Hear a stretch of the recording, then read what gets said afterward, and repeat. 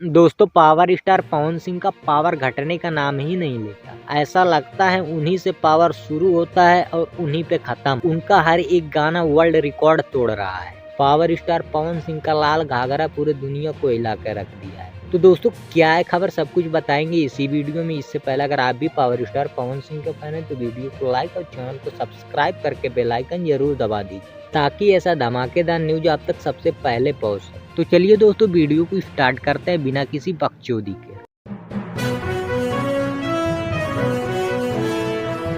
तो दोस्तों, आपको बता दे, पावर स्टार पवन सिंह का लाल घाघरा लगभग 150 मिलियन व्यूज को बहुत ही कम समय में क्रॉस करने वाला है और साथ ही 1 मिलियन लाइक को भी पूरा कर लिया है। उसके साथ साथ एक और रिकॉर्ड बना दिया भोजपुरी इंडस्ट्री में लाल घाघरा ने।